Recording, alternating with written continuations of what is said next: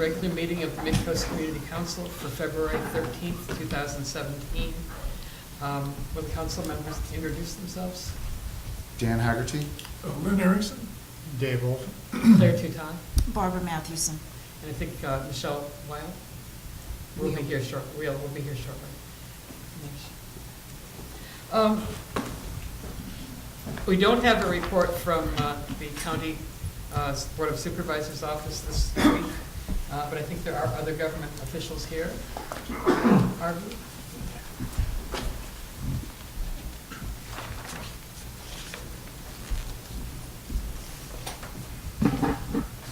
Good evening, Council. Harvey Rarback, Mayor of Half Moon Bay.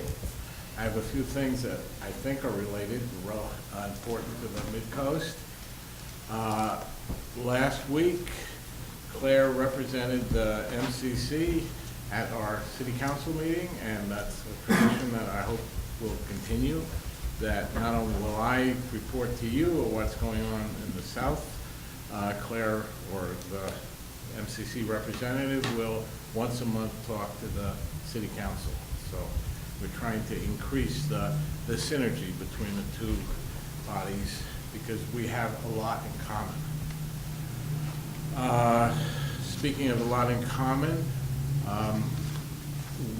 we've initiated the beginnings of an attempt to try to increase the reliability of the internet, which I know affects the entire coast side. We've had some outages that have gone from Montera down to Pescadero, and I can't talk about any of the details, but the City Council is very concerned that we have a reliable internet. It's really a matter of public safety as well as convenience. So rest assured that we're working hard to try to implement a much more reliable internet.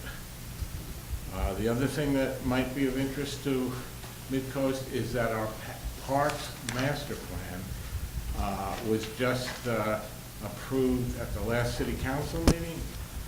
So now we have a blueprint for how we're going to manage our parks, and we know our parks are used a lot by Midcoast residents, and we encourage that. I think the closest parks to the Midcoast are Kehoe and Frenchman's Creek, and they're both nice little parks.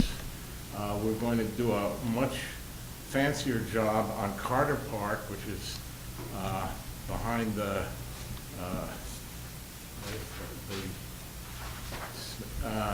what is that? The shopping center, the Stone Pine.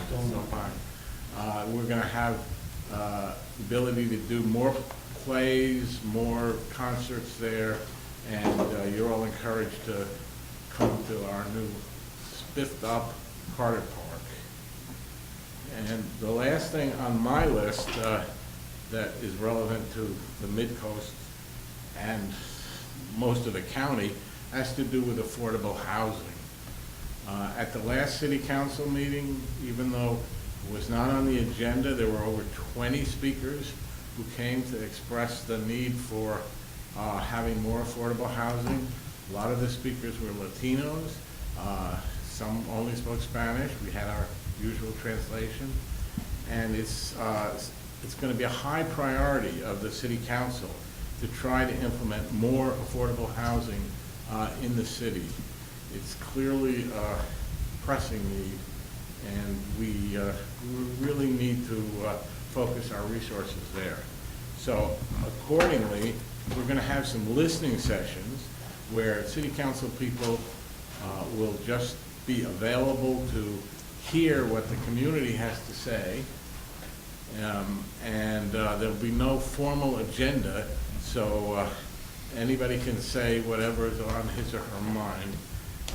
The next listening sessions are going to be March 2nd, March 3rd, and the March 3rd one will be in Spanish with headphones for those people who don't speak Spanish, and March 7th at Cañada Cove. So if you're interested in trying to get your views across to the City Council, this is the perfect chance to do it. With that, I'll be glad to answer any questions anybody has. Thank you very much. Thank you. Any other government representatives? Okay, so we're open for public comment. Members of the public may speak up to 3 minutes about any topic that is not on tonight's agenda. Is there any public comment? Okay, we'll move on to announcements. I'm envisioning the announcements, public comment, and council activity to take up a little more time than they have in the past, just using these as vehicles to follow up on things that we've already talked about before, or to inform people about things that are going to be coming up that they might want to be involved in. So let me just run through a few announcements. One is that the Board of Supervisors has authorized a master plan for bicycle and pedestrian access in the unincorporated county.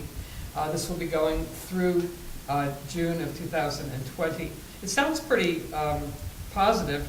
They're trying to put together a plan that would prioritize 7 to 10 significant projects to improve bicycle and pedestrian access and to fill in gaps where they exist. And it will involve a lot of public engagements, community surveys, tours of various parts of what could be bicycle and pedestrian pathways, a project workshop, and a project website. So looking forward to that. And I think there are people on the council that are specifically tasked with trails. You may be one of them then. Another thing is that the Quarry Park Master Plan, which was well on its way to being finished and then put on the shelf so they could finish something on the Bayside, is being reopened.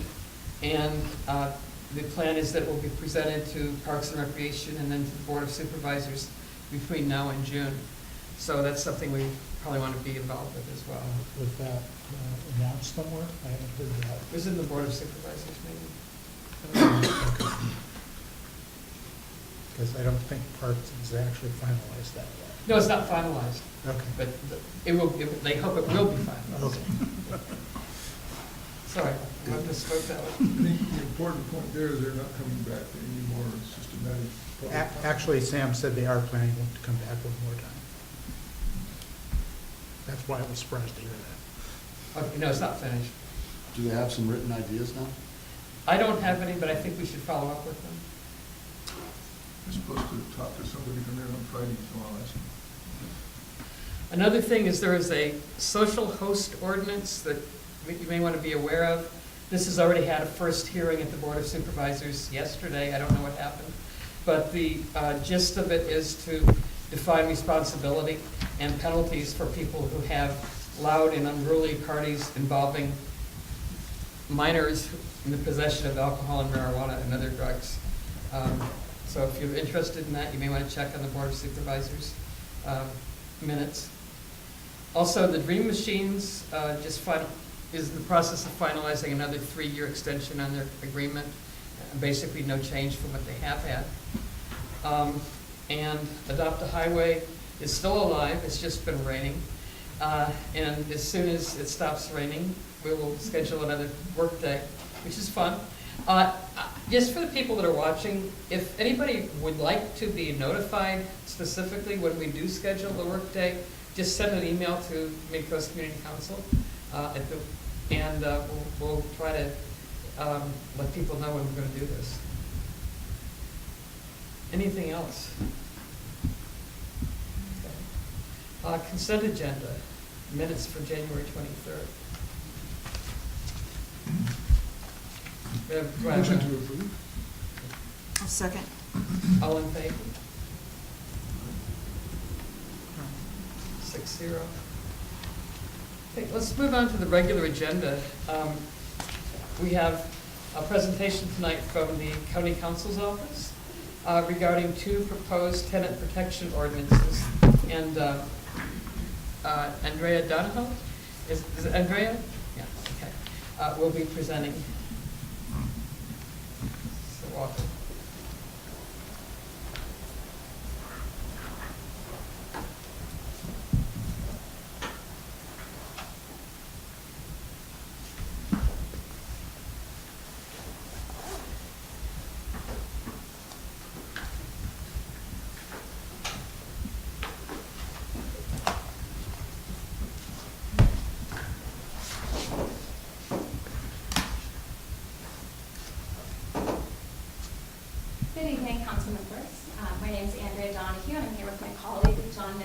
from the San Mateo County Council's office. Thank you for giving us the opportunity to speak about this topic. We were invited by Supervisor Horsley to speak to you about two proposed renter protections ordinances. The first of which is the minimum lease terms ordinance, and the second is the relocation assistance ordinance. Just to start with some background, actually both the minimum lease terms and the relocation assistance ordinances are already in effect in Redwood City. They were passed last year and went into effect on January 1st of this year. So really what we are seeking to do is to extend those protections to renters who are in unincorporated areas of the county and to really increase consistency in our area.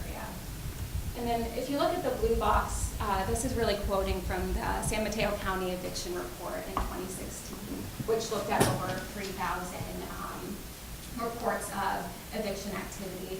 And it's really just talking about the really high increase that we've had in no-cause evictions recently. You can see an increase of over 300%.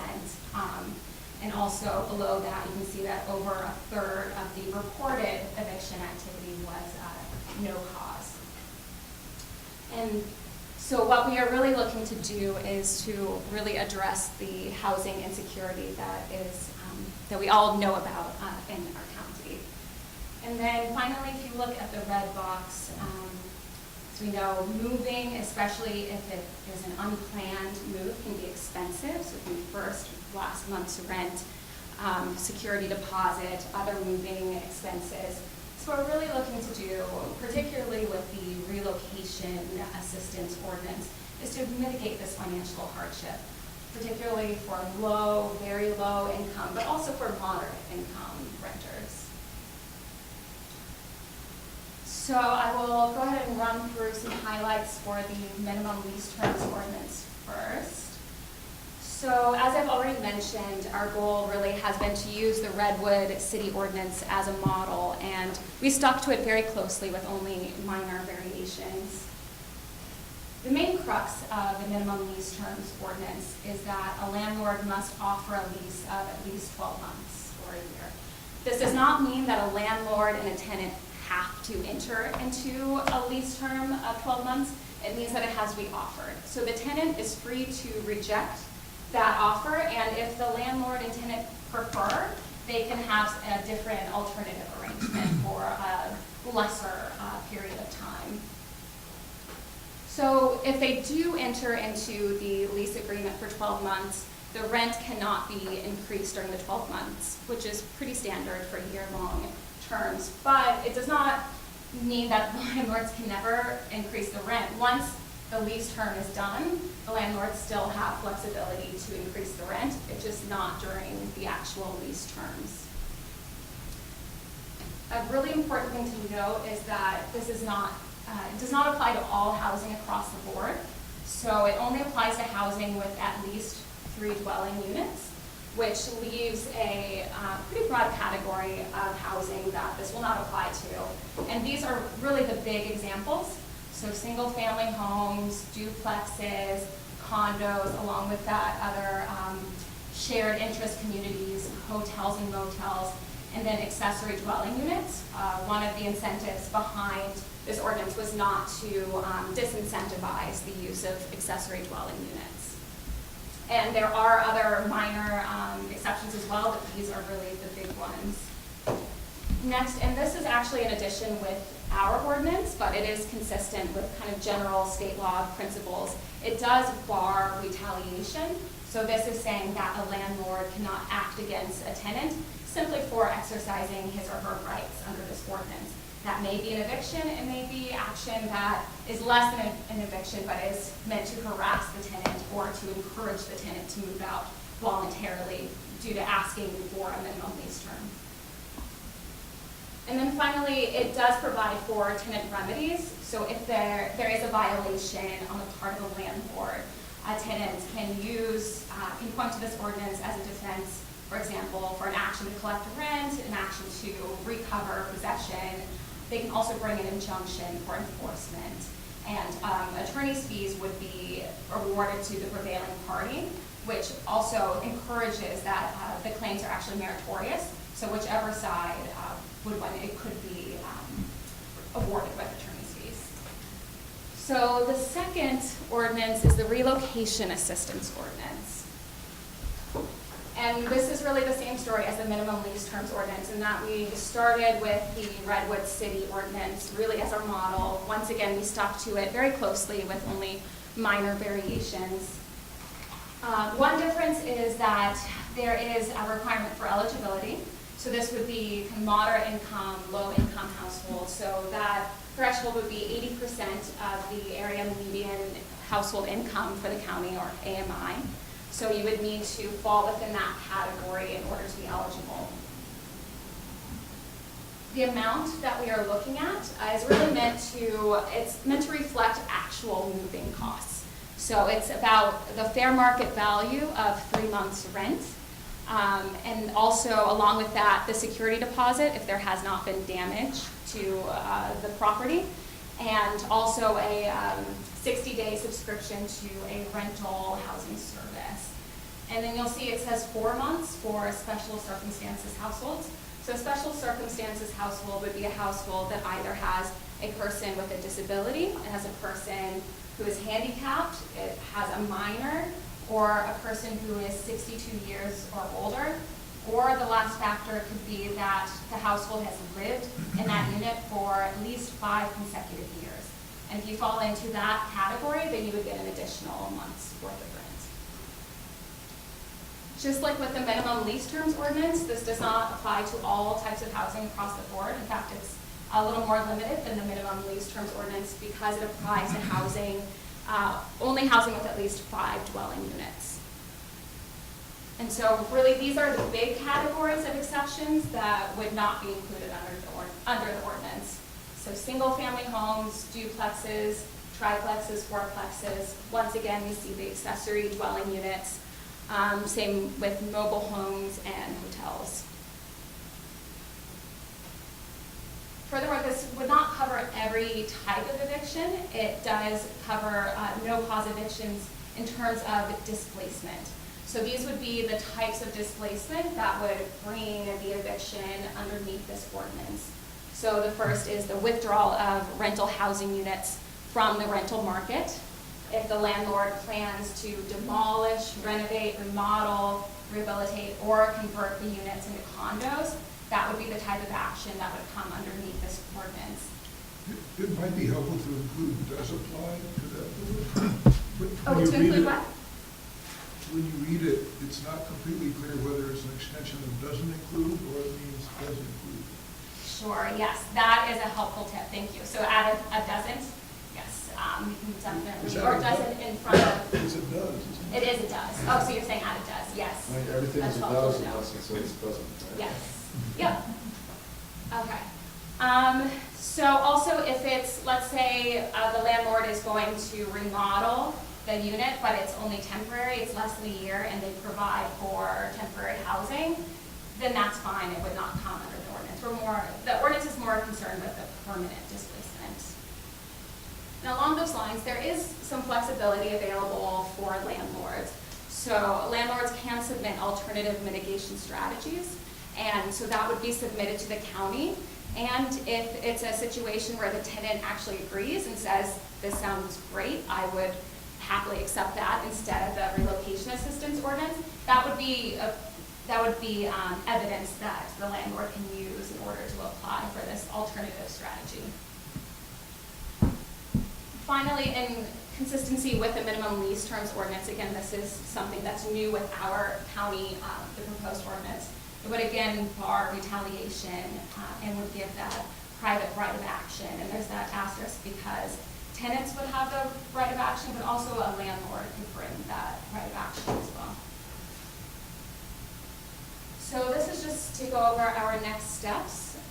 So we have outreach to other local bodies. For example, the North Fair Oaks Community Council. We're also conducting outreach with stakeholders, and that would include property owners associations. We've already started to conduct that outreach, and that was also when Redwood City passed their ordinances, there was a lot of communication with property owners associations. And then finally, we are looking to introduce these two draft ordinances to the Board of Supervisors for their consideration on March 12th. So I just want to say thank you for your time, and also if anyone has any questions or feedback, any input that we can bring, that would be much appreciated. Was that both ordinances in one presentation, or is it Yes. another? That's both ordinances. Yep, both. So, yep, the minimum lease terms ordinance is one, and then the relocation assistance ordinance is the other. Do you have any questions from the council? Sure. Yes, how, does the minimum lease terms ordinance effectively, prohibit vacation rentals, like Airbnb rentals So that, for the units with three? yep, that's a, Yeah. sorry, go ahead. No, just, I know it's only, for units with three, or dwelling units or more, but would that prohibit it from like apartment So- buildings or Sure, so the intent of the ordinance is not to have it apply to kind of short-term rentals. You saw the hotels and motels Mhm. are included in the ordinance. So a rental, if it's Airbnb and it's falling in that kind of short-term rental, it should not apply under the ordinance. Yeah, I that's think. exactly right. Good evening, I'm John Nibbler with County Counsel's Office, and in fact, there's a whole body, as you're all probably aware, you know, we have a whole legislative effort that's taken place around the short-term rentals, and certainly, as Andrea said, there's no intent to really sort of have any conflict between these two things. It's really talking about lease terms that wouldn't fall under the provisions of the short-term rental ordinance and the various regulations that apply to that. Okay. Any other questions? Any questions from the community? Greg? Hi. You would come up to the, Feel free to come up. Oh, okay. I'm Greg Yeagas from Tara. Who pays for the reload assistance? So it would be the landlords, and it would go through a third-party agency, but it would be the landlords. So this is likely to make them think the terms of their lease and the costs, raise their costs because they might have to pay for relocation assistance. I'm thinking of the secondary effects of what this is going to do. Yeah, I think it's possible that, you know, the economics could be impacted if a landlord was, you know, thinking about the possibility of having to pay relocation assistance. I don't think we have any particular, you know, data that would speak to the exact, you know, likelihood of that happening, but I suppose that's a consideration that, you know, could bear. And it's also, One more question. So I don't understand no-cause evictions. I don't Greg, understand how you could you come up closer to? I don't understand how you can be evicted for no cause, but what does this do to tenant at will arrangements? People who have a tenant at will? Is that one of those things you can negotiate? for the But- minimum lease terms, the but- tenant can reject. But you have to offer a lease. You can't start offering tenant at will. Okay, thank you. Yeah, and also, just to piggyback off that answer too, thank you for your questions. Also, so I think that is, you know, a potential side effect, but I think that it's not with every type of eviction that the relocation assistance ordinance would kick in. It's only with the specific withdrawing rental units or deciding to kind of drastically change the rental unit. So it's not every single time the landlord decides I mean, there could be, so a for-cause could be, you know, if a tenant, for example, breaches the lease, that would be a for-cause eviction. Harvey?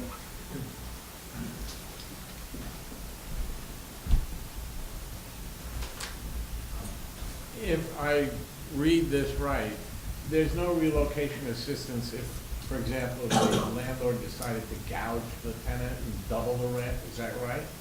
Yes. Has there been any consideration to adding that to the ordinance? So, thank you for your question. That's a good question. It was not part of the Redwood City ordinance that we are basing our ordinance off of. That doesn't mean that other jurisdictions aren't doing that. I know Menlo Park is currently, that is what they're discussing with their ordinance, not being a part of that. But currently, that is not what we are doing with this ordinance. I think there are positives and benefits to that approach, but that we are currently tying it to these types of displacement instead of rent increases. I would urge you to consider adding that to the ordinance. Sure, note that. We will definitely note that ticket back. I think, again, as that Andrea was noting, I mean, part of the origin of all this, recognizing how important it is to sort of address issues throughout the county, including the coast side. I think one of the original catalysts for this was looking at how things operated in Redwood City and North Fair Oaks, which of course shares a common boundary with it. So that was kind of the analytic start of all this, recognizing that this is something that would apply countywide. It's very important that in the unincorporated county. And it was important to come and sort of think about the impacts on the Midcoast, and the reason, of course, we're here to talk with you all about it. But as has been stated, we were really trying to ensure some synchronizing with the legislative scheme that already exists in Redwood City. And frankly, in Menlo Park, there are other jurisdictions actually that have done very similar things. So a typical lease, let's say it's 12 months, and then on the 13th month, I think typically it goes in month to month, right? Or I guess it could be. We need to make sure everybody's close to a microphone when they talk. We're going to lose things on the TV. So my question is, typical lease, or at least in this assistance language, if a lease is 12 months, and then the tenant lives in the space for 12 months, and then it's into the 13th month, and let's say they decide mutually to continue as a month to month. So the tenant, filled out completed the lease agreement, does that still apply? Yes, so actually the scenario that you're describing could still occur under this ordinance. What would happen is once that initial minimum lease term is over, so once the 12 months is done, that means that term has ended. So that means that the landlord would offer a new 12-month term. But if what you're suggesting, the tenant wants to live month to month, would prefer that flexibility, then as I kind of mentioned earlier, the tenant could reject that offer, and the landlord and tenant could come up with an alternative and could agree to doing the month instead. So I guess the direct question is, would the landlord have to give the assistance, let's say, if, the tenant decides to leave on the 14th month? Sure, that's a good question. So my answer would be that the landlord would not need to, because unless it fell under one of these types of displacements, if the tenant voluntarily said, I would prefer to move on, find a different place to live, then it would not fall under the relocation assistance ordinance. But it would fall under, like you were saying, the minimum lease terms. And so, if it were in the type of so housing. clearly it would fall under all of the displacement scenarios up there now. Demolish and renovate, remodel, rehabilitate, and common. Anything else? Those are the only? Those are the different types of displacement, yes. Okay. And then, so it sounds like the no cause, I apologize, I haven't really stay on top of all this, but I do know that some of the no cause evictions are very problematic to families. So it sounds like this is a attempt to kind of mitigate that situation. So the no cause clause is still, a landlord could still evict someone for no cause at all, and then they would have to follow this program. Yeah, so if it's in the lease duration, right? If the landlord if the reason for the no cause eviction was for one of these reasons, either the withdrawing all the rental units. Well, no or cause is there no a cause, specific- right? It's just no. So these are specific types of no cause evictions, but these are the only types that are under the ordinance. But Okay. if there could be types of evictions that would not fall. So if the landlord, for any reason at all, didn't like the tenant, said, listen, I don't want you in my property anymore, you're out, I can do that, and it doesn't fall under this. That's right. They don't get the assistance. That's right. It's basically, again, if you otherwise are lawfully entitled to end a lease, then you can end the lease at the end of the lease term, for example. You could raise the rent in a way that it becomes I unaffordable. think Dan is asking during the lease period. Yeah, before the lease was, Then they're Oh, well, violating so the they're lease. Well, you have a breach of contract, you know, in that context. I mean, if you, during the lease term, you can't, the tenant has got a right to remain during the term of the lease. that's true, yes. So in that case, there would be other civil remedies available to the tenant? Contract So on clauses and. after the lease is 12 months, you know, they can send a letter. Say, Correct. "Listen, If the landlord wants to we want continue you that out," and relationship. they don't have to really follow any systems. That's right, if in fact it wasn't for one of these purposes here.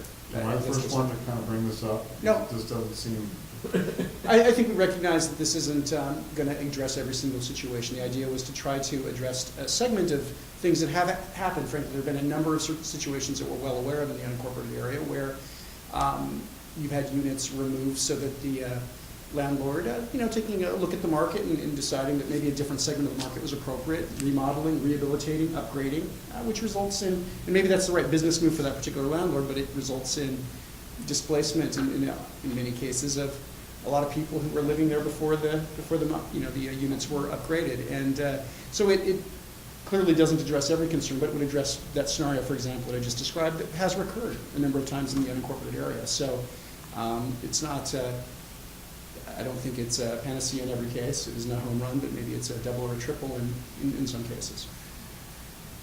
thank you. I have a thought. I had one question. Does the county already have tenant legal assistance in place for people with lease violations? I actually can speak to that. The county has in fact contracted with various legal service organizations to provide assistance in some cases. You've got groups like, I believe, the Legal Aid, San Mateo County Legal Aid is been contracted for that, and maybe some other organizations as well. So yes, the answer is that that's something the county has invested in, and I think we've done a pretty good job, I believe, of sort of getting the word out about the availability of those kinds of services. Lynn? At the end of the 12-month, or at the end of the lease, I understand that the mutual agreement, they could go month to month. Is the other side true as well? Is the landlord required to provide a lease offer if the tenant wants another one? And when the 12-month lease is up, then they say, I would like another 12-month lease, and they have to offer that. Yes, once the 12 months is up, they need to offer another 12-month lease. But if they wanted a shorter period, let's say a month, but just to clarify the month to month, so let's say once the month ended, if they have an agreement for 1 month, even if it's oral or written, once that month ends, then it's time for a new agreement. So that offer needs to be there, even if the tenant is always free to reject that offer, and they're always free to work something else out, but that offer needs to occur. Well, to clarify that, that means in this scenario that, okay, your lease is up at the end of 12 months, and let's say the tenant would like to renew the lease and the landlord would really like that tenant to move on, do they still have to rent to them?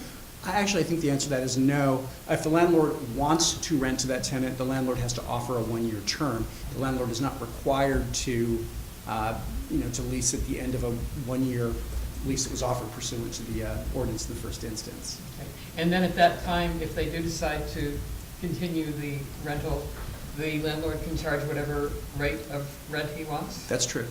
For the new lease, and then to stick with it for the 12 months. But that is a good clarifying question. The ordinance doesn't seek to force the landlord to offer a lease to anyone. If they offer it, it won't be the 12-month term. 2 questions. Sure. One is if a landlord wants to move in themselves, does that qualify as removal of a withdrawal of a rental unit? So the withdrawal of the rental housing units would be withdrawing them from the rental market. So Which if an owner wants to move in, would effectively be. yeah, would be withdrawing. Yes. Okay. And then my second question is, are you at all concerned that the minimum household income requirement is going to cause landlords to discriminate against lower income households because they may know that they have to pay this out when that person, or if that person does leave because they pull it off the market or try to renovate? Yeah, so I think, kind of as we were mentioning before, these ordinances really seek to kind of stop some gaps Yeah. that we currently have, but maybe doesn't effectively stop every single gap that might occur. So it's a little bit difficult, so we are modeling after the Redwood City ordinances, which just went into place last month. So So no it's a data little bit yet. of time, I think, will tell what will occur on the ground and if we need to adjust based on that. I think that's well said, and I will dovetail on that. I think that we certainly recognize that, you know, and the folks who've worked on these kinds of ordinances recognize that that's a concern. And part of it, of course, is trying to ensure that, you know, sort of the benefits and the burdens are sort of evenly distributed as well, and so that, you know, we're really affording, you know, relief that's targeted as well to the area of significant need. And so it really is a balancing of a lot of factors, and I think the point you raise is an important one that a lot of people have thought about, but also trying to develop something that's balanced and Yeah. evenly applied.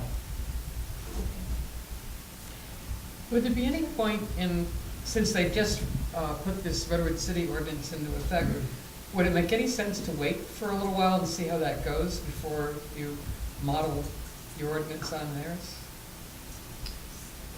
I mean, I would say, kind of similar to the last question, it's that, you know, question of balance, of trying to act quickly enough to solve the crisis for people who are currently kind of in danger and falling in these situations, trying to act quickly, but not too quickly. So I think we are trying to look to pace this as well as we can. I think your point is noted, but I think we also want to make sure that we're starting to address, you know, the issues that we all know are occurring. And Madam Chair, one other thing we'd say is that although the ordinance just went into effect, it was the product of a multi-month, a very longish, multi-month process that involved a lot of input from a lot of stakeholders. So we're, you know, sort of, again, we're feeling pretty comfortable about dovetailing and piggybacking on a lot of the work that Redwood City has done in this regard, and sort of the notion of, you know, relatively quickly bringing ourselves into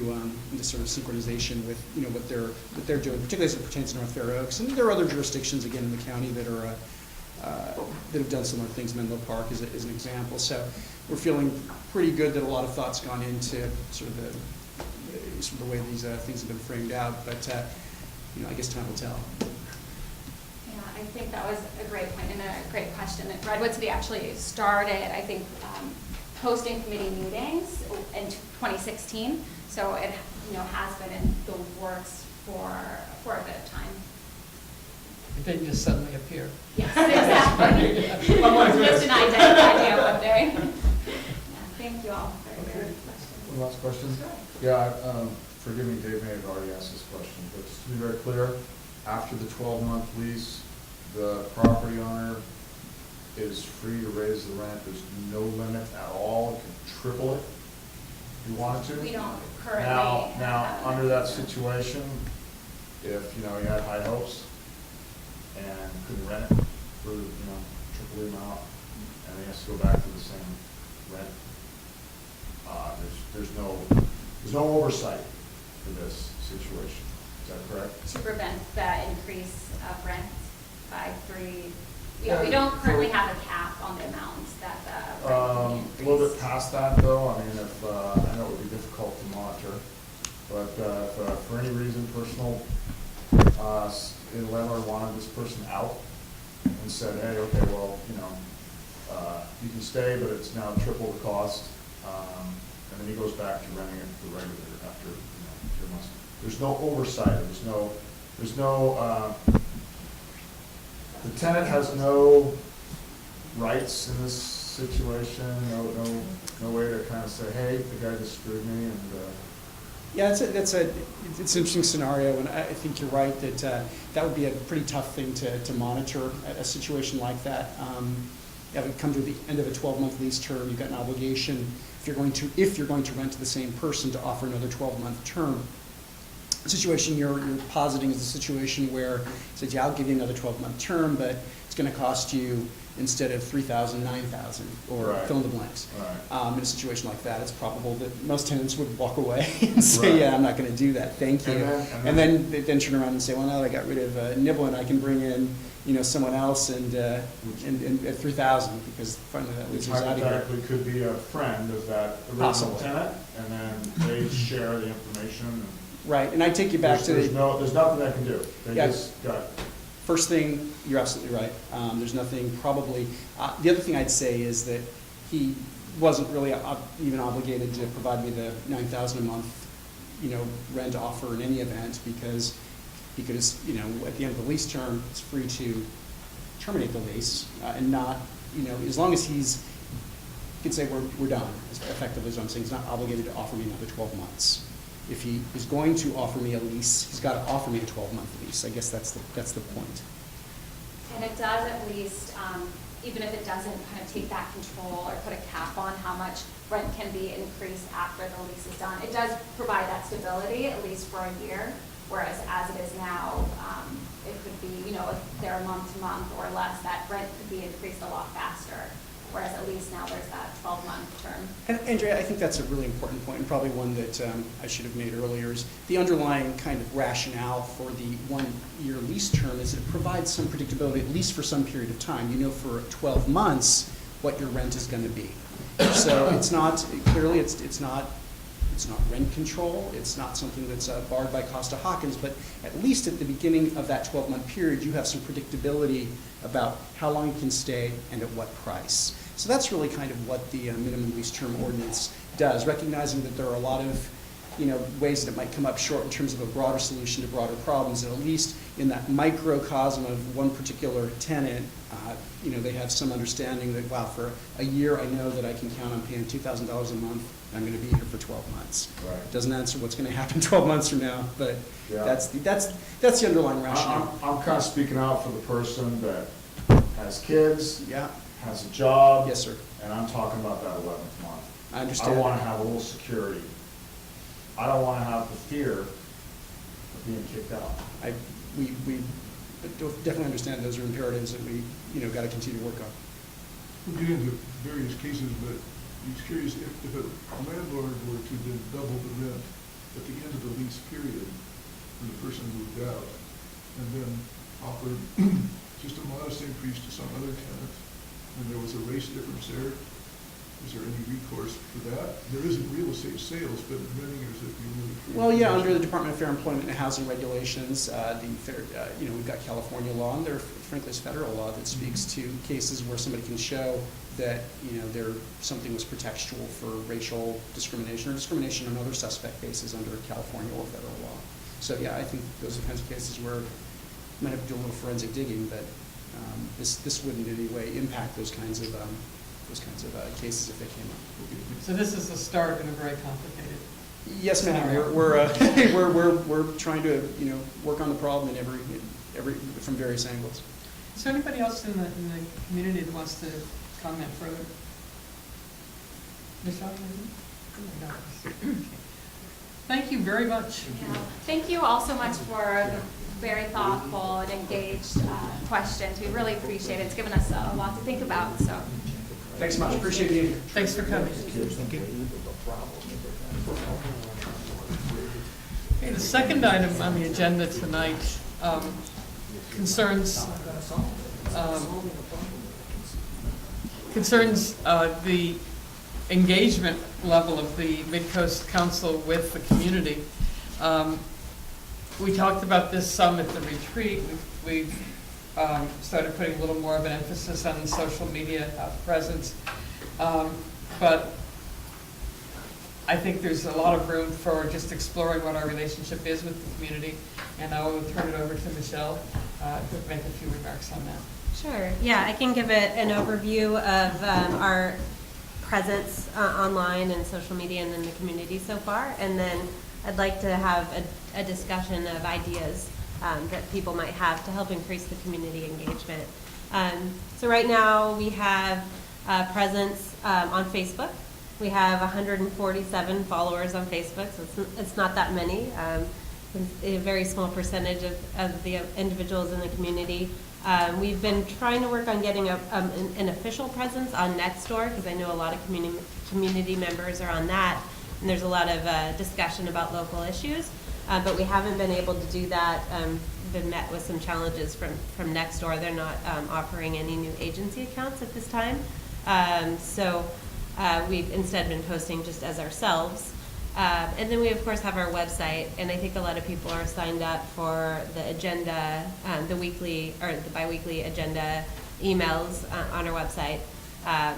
And it's of course a really great resource that has been built for all the minutes of the meeting, the agendas, every past meeting, and a lot of historical documents are there.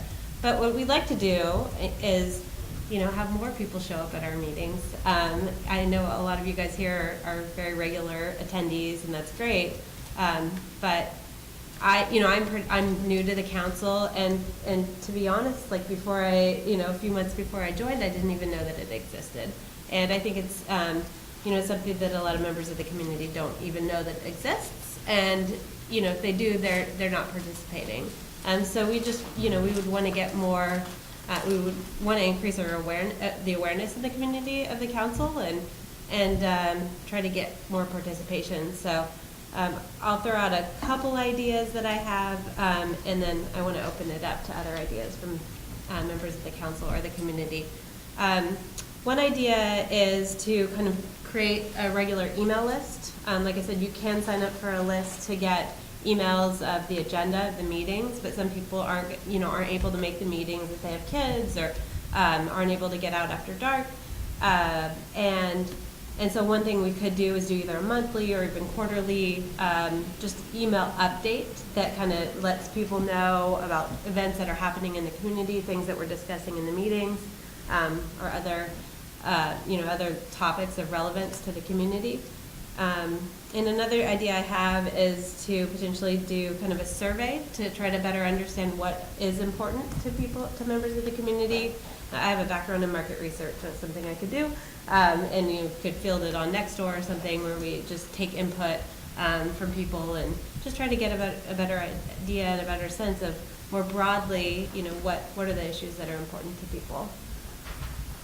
So does anyone else on the council have any ideas or comments? Just curious, so basically they just closed off the public agencies' accounts? Yeah, I think I've been emailing a couple times with the support people there, and they said that they're restricting it to certain types of agencies, and this is Nextdoor, and so like the county of San Mateo has an account. So one thing they said is that we could potentially go to them and ask if we could have become a user on their account. So I did do that to their social media coordinator, and she said no, their social media policy prevents that. I did note that the city of Half Moon Bay has an official presence on Nextdoor, but I think, and I brought that up in the comments to the support person, and they said, yeah, well, back at one time we did issue new agency accounts, but we're no longer doing that to So like if local. they were to ask now, they would be refused. That's my understanding. Obviously, I think this is important because we discussed it. Yeah. I do think that we do have dual roles here. One is to be a conduit between what the county's doing and what the community would like to have them do. But that's only part of what we do. And we are actually, by our bylaws, also charged with kind of developing the interests of the community in other ways as well.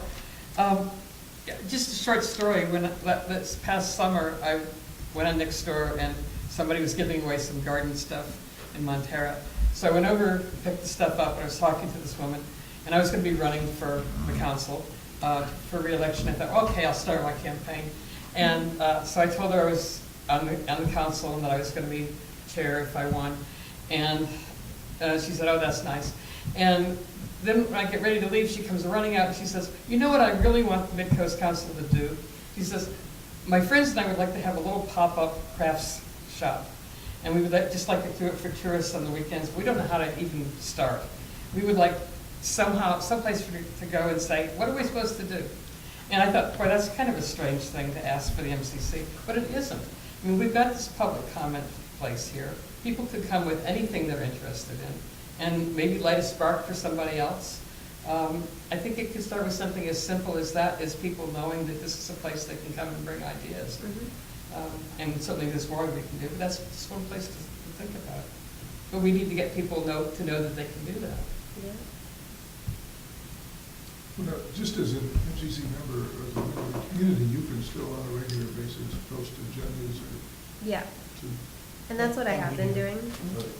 Yeah. They don't get a lot of engagement. Understand. Yeah. Well, they do, it depends on the, it depends on Depends on the item. topic. One thing I tried to do last time and this time was post another thing on Nextdoor, in addition to the more formal one.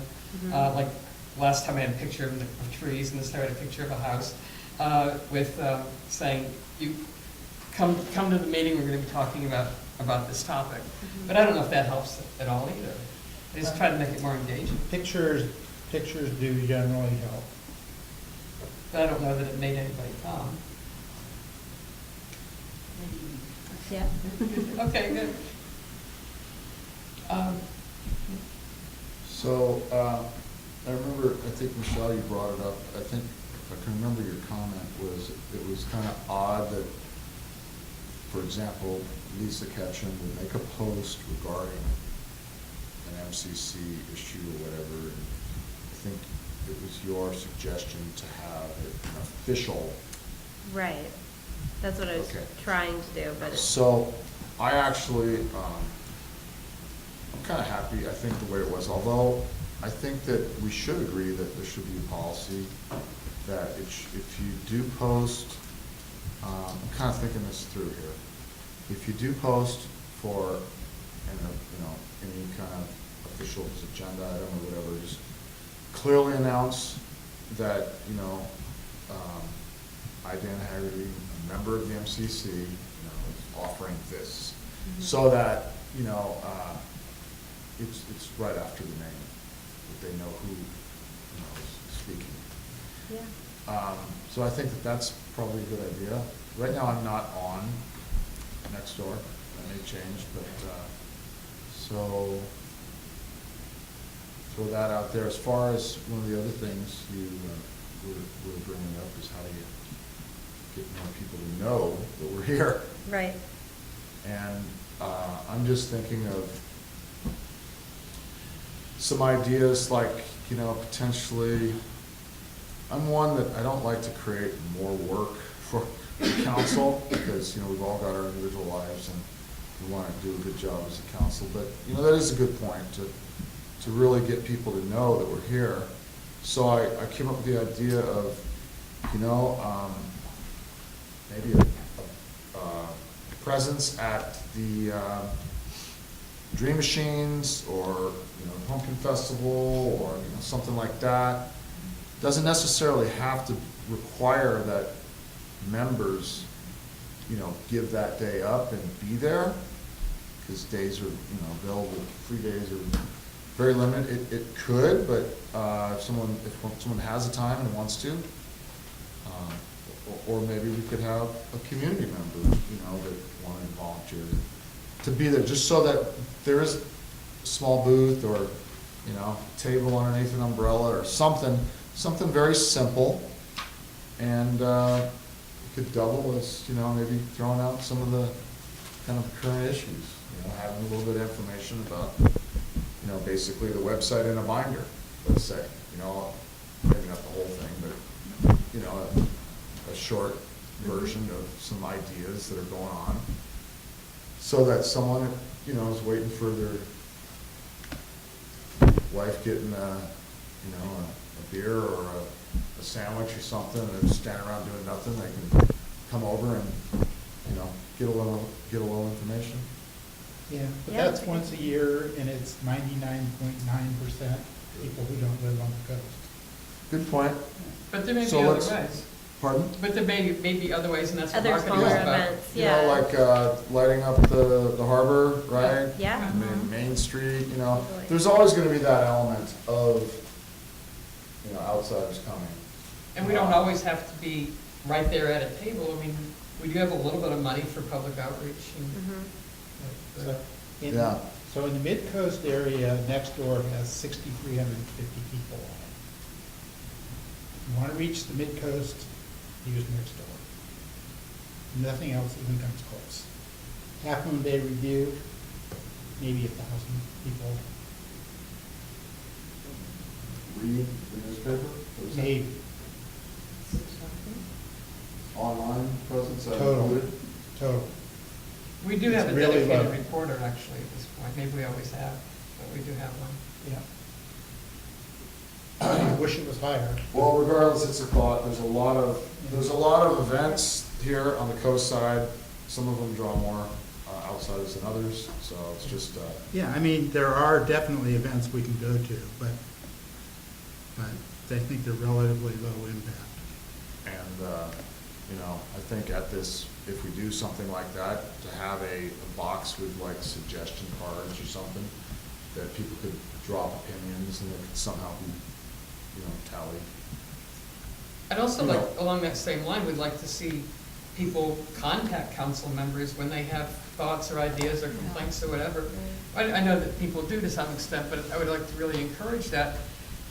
Partly so that we're trying really hard, I think, this year to have people develop their own agenda items that perhaps have us consider.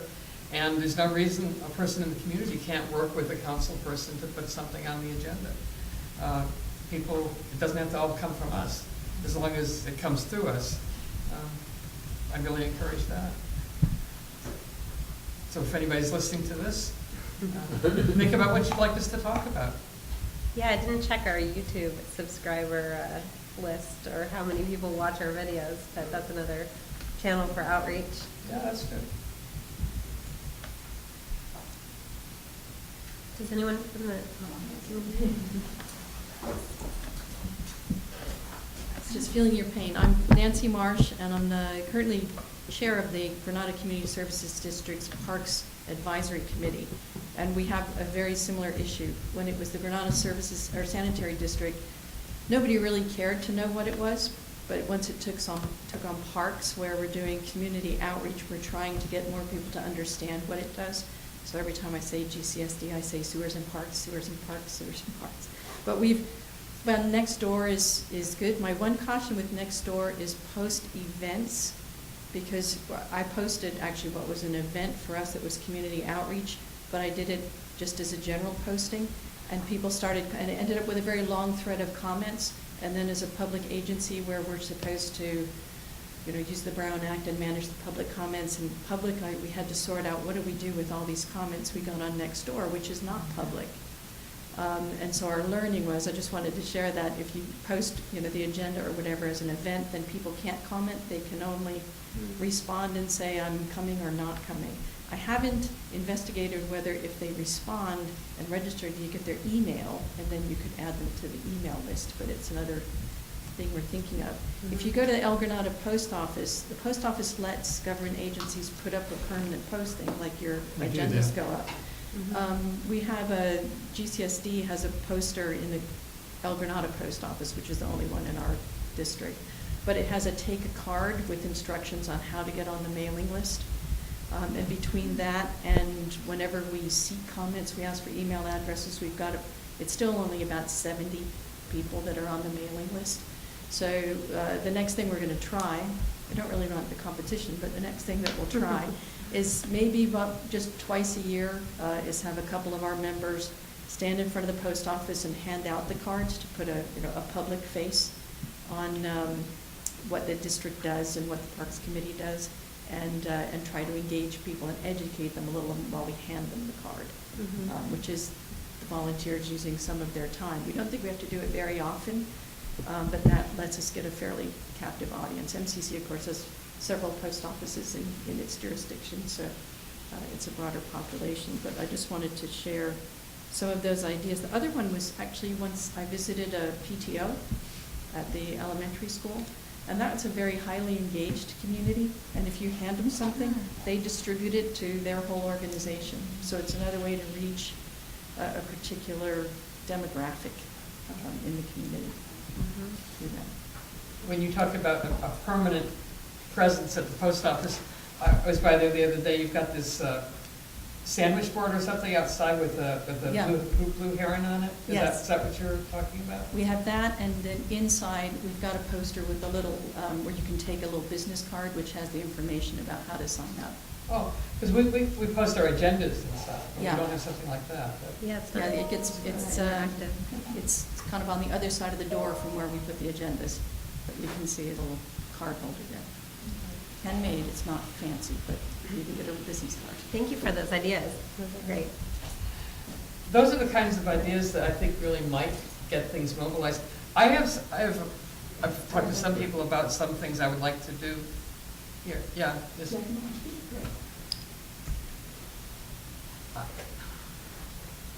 Actually. Hi, I'm Gail Erickson, and I live in El Granada, or I've been told recently I should say Granada, not El Granada, but that's another question.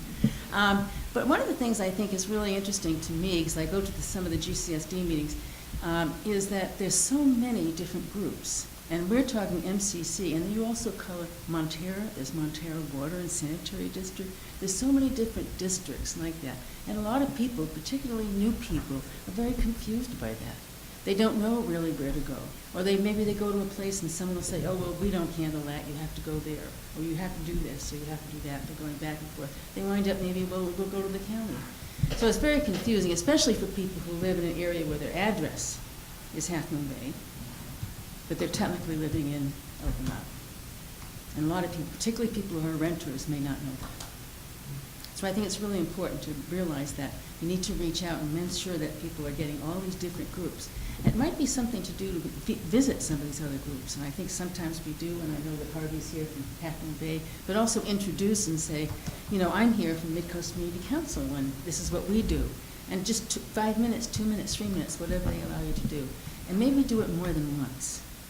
Because I think that makes a big difference, because as you know, a lot of times when people come to the meetings, they're there for a specific item on the agenda. And lots of people don't stay for the rest of the meeting. And that's true in the city council as well as others. So I think that's the type of thing, to sort of reach out to other organizations where you'll be seeing people. And also make sure people understand what MCC is.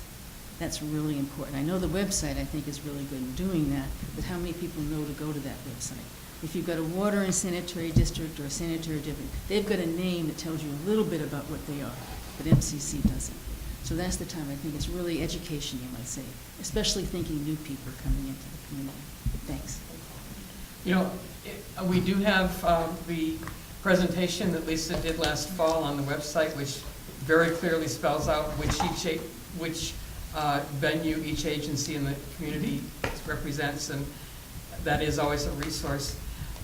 I want to finish what I was just starting to say, which is that we traditionally have a parks forum where we bring people in from different agencies, and it's usually really well attended. And I'd like to have more things like that, where we bring other groups together here, and where things that are really of great interest to the community do get addressed. But in order for me to bring in people that are really high-powered speakers or important people, I don't want to have them come and have 3 people here. And unless we do something really interesting, we are going to have 3 people here. So it's a real vicious cycle. And Dan, you want to say something, right? Yeah, this is an idea that I have brought up before. It's been a few years. And thank you, Nancy, for your idea. You brought my idea back. And so my idea is similar to what the GCS is doing now. And that idea was, currently we simply just post this black and white agenda. To some people, it's invisible. So the idea was to have, let's say, a colorful frame that might, in a little bit bolder letters, say Midcoast Community Council agenda, at the top. And then, we could have on one of the bars, we could have, maybe current local issues, let's say. And I think one of the things that was brought up is we really, really need a map of our jurisdiction. So people can walk up and say, oh, I live here, the MCC is, my liaison to the county. So, we could build on that. Just off the top of my head, like local issues, maybe we could add, areas of, important phone numbers, like county, we don't want to be too busy. Just the bare necessities, but, we could change it as we grow, we could evolve. It could be a growing thing, right? So anyway, that's my idea. I strongly think that, it would make a big difference. I mean, that's what you brought up. Yeah. We want to make a difference, we want to draw attraction, and, so, yeah, I think that this, it doesn't need to be expensive. I think at some point, the real estate on the wall in the, post offices will be limited, so, we won't want to have it so big, but, just.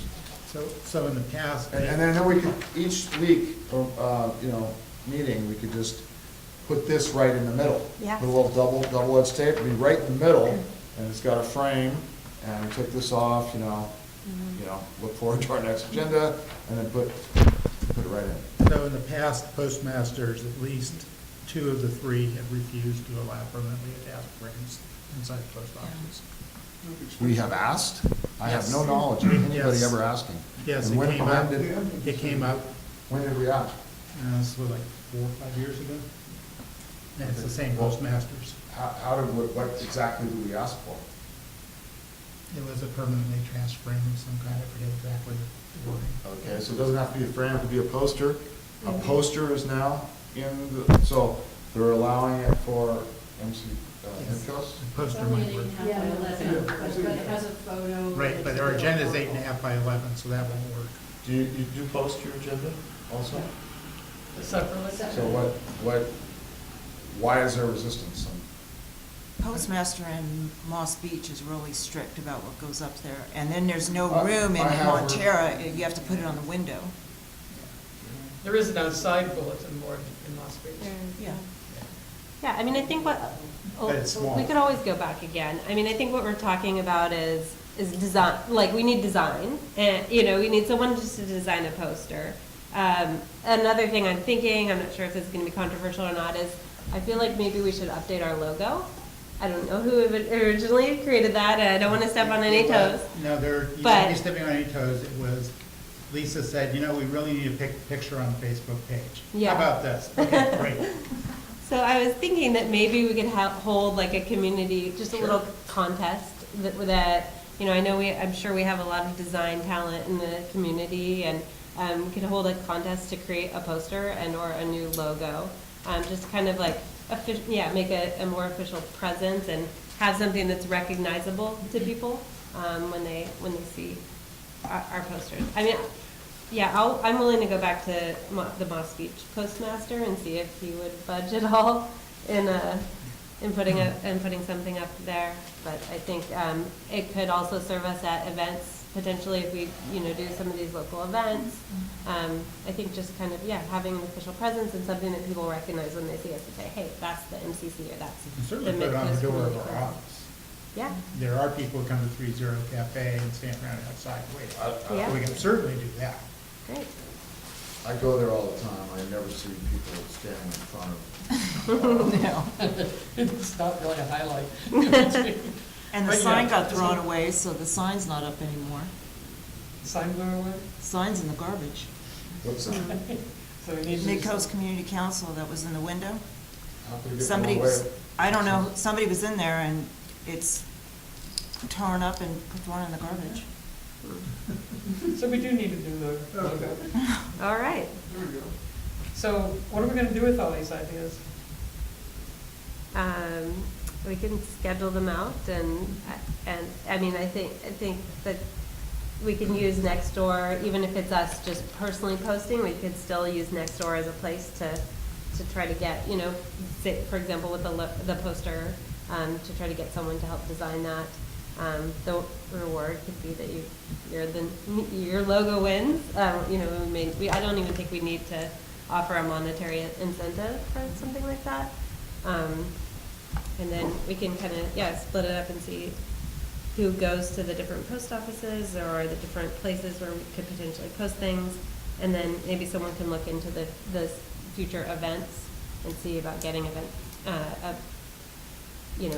stand or a little place where we're able to, talk to the members of the community. What did you guys think about the survey idea? That was another idea that I thought, creating a survey, you can use something like SurveyMonkey. It's a free, really low-cost tool, and then we could use Nextdoor to try to post it. I feel like people, when it's really easy to give feedback, they're, if it's a 3-minute survey or something, people, might say, oh, hey, I have 3 minutes, browsing around on Nextdoor or on Facebook, I'll take that quick survey. And it's more of a way to get engagement rather than, in part it'll help us get answers as to what members of the community are most interested in, but I'm almost thinking it's a way to get people to engage, and then at the end of it we can get an email address, and then we can use that for future email marketing.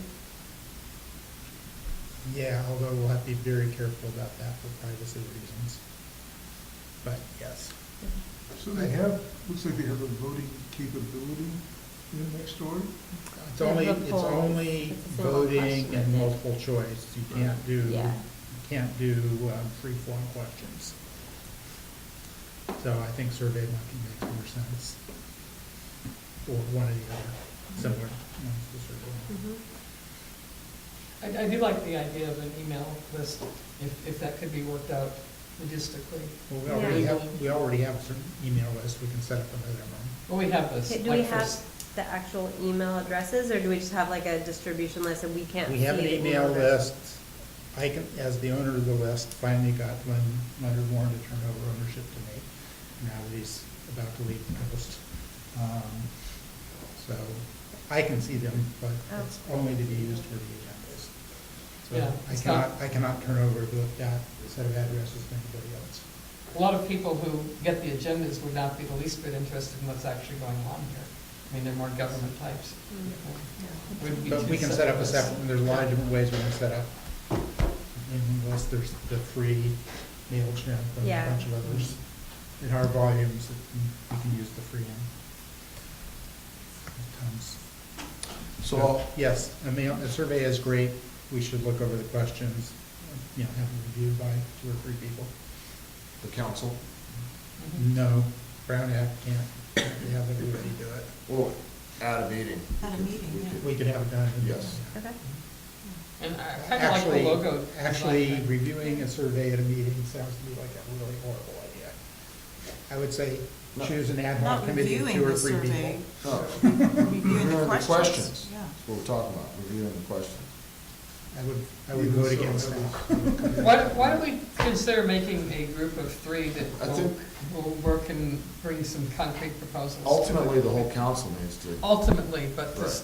some of this is just gonna take some real work. I think it could probably be kept simple, my opinion. I think the discussion could be kept very simple. But we Doesn't need to need have to- something specific to discuss. This is just like a brainstorming. We need a No, kind of. when a survey presentation. comes up, the questions could be discussed. It doesn't have to be complicated. Yeah, I think we would keep it to 10 questions or fewer, which, similar to the presenters we had tonight, I could potentially present it and we could just go through it. I don't think it would take more than 10 or 15 minutes. I agree. Yeah, not discuss it, present it. That sounds like an excellent idea. Okay. Well, of course, there would be discussion after the presenting. But there'll be something concrete to discuss. Right. So, would you be willing to put together a group of 3 to kind of come up with concrete Sure, yeah. proposals? Who I'd be else happy wants to to be work on with it? you. Okay, Anybody else? Dan? Okay. Okay, good. all right, so we'll separately follow up on these items and then bring them to the full council. Right. Okay, Thank you. great, thank you. Hey, the final item is to follow up from last 2 weeks ago, 3 weeks ago's meeting about the tree ordinance. What they asked from us in response was basically list of bullet points regarding the council and the community's reactions to what they presented. And you do have a copy of that attached to the agenda. So what we need to do is to see if there are any comments on the letter and vote about whether to send it. Has everybody had a chance to look at it? So are there any comments?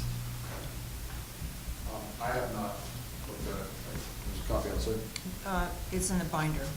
Could you grab, There's only, copy? I, I'll look at it online. I saw the draft version. Is it on?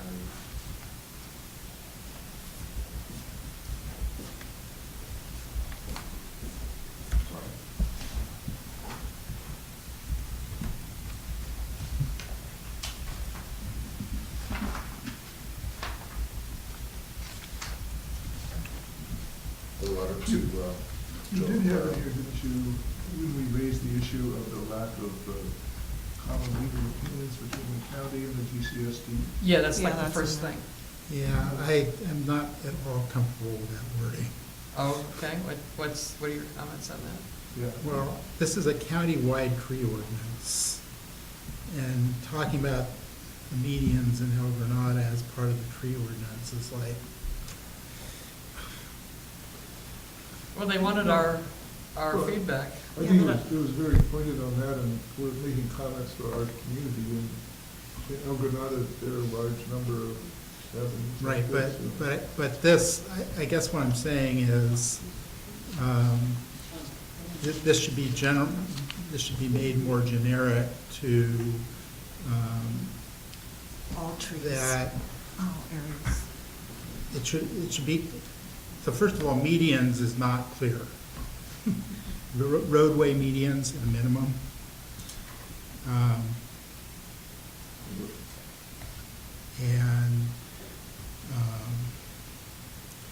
And it wasn't just care of trees, it was the responsibility of trees and removal of them, and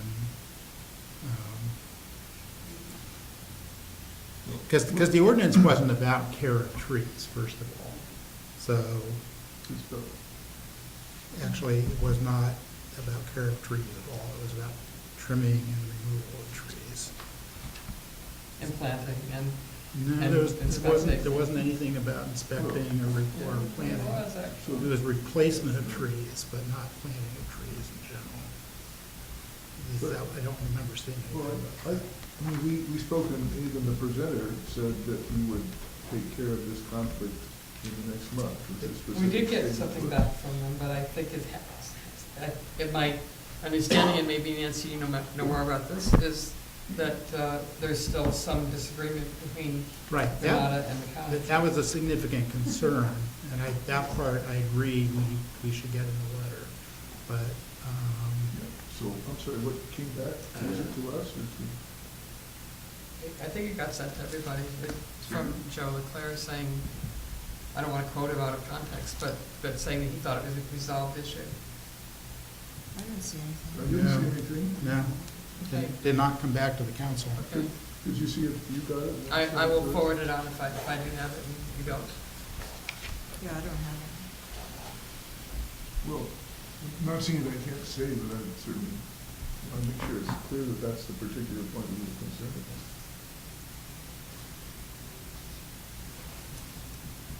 So Dave, you're uncomfortable with that first bullet point? Yeah, I mean, in a minimum, roadway medians, and,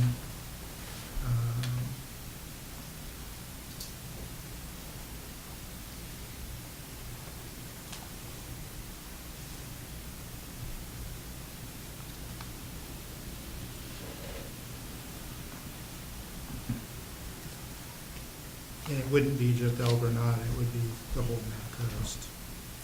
There aren't medians in Moss Beach and Montera, but there are sidewalks and same issues apply But, there. well, no, I think some of these claims go to the formation of El Granada. Yeah. No, Interpretations. but the problem is, so it's this whole subdivision ordinance thing and the way the county interprets the Right. subdivision ordinance. But I'm just saying, we cared very much about it. I know, but I'm saying it's not a limitation of El Granada. That's It's the okay. whole We're Midcoast. we're not, we're commenting, I'm interested in the comment there, but I was just gonna say, I mean, the format of this letter is reiterating the things that were heard at the meeting, and the thing that we discussed at the meeting was specific to El Granada. But there were audience comments that were the same issue in the other communities. That's what I'm trying to say. So you're saying it should be more It generalized? should be generalized. In El Granada and the rest of the Midcoast, generalized. If you want to add that, that's fine. I think it really only applies to El Granada. I don't think we're trying to, as Michelle says, I don't think we're trying to solve any of the things that came up in the presentation or relating to the presentation. No, We're I'm just trying to saying- give them a sense of what the community's reaction was to it.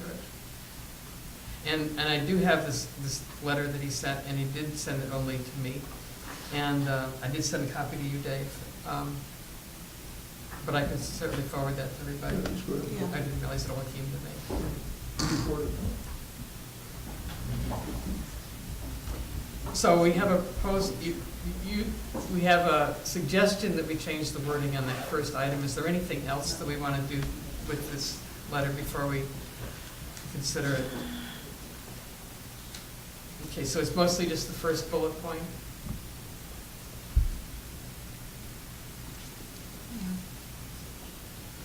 So I guess what we need is a motion to approve it and then an amendment to that? I'll Is make a that how motion you to do it? approve the letter. Okay. The second? With an adjustment to the first bullet point. As amended, yeah. Yeah. Okay. Second. Wait a minute, we haven't amended it really yet. Well, You want to add roadway medians? I'm Take out suggesting, El I'm suggesting, my amendment is that change the word medians in that first bullet to roadway medians. Okay. And after El Granada, add, and the rest of the Midcoast. And the what? The rest of the Midcoast. Okay, so I just lost the letter here. Make a motion to approve the letter with those amendments. I'll second. All in favor? 6-0.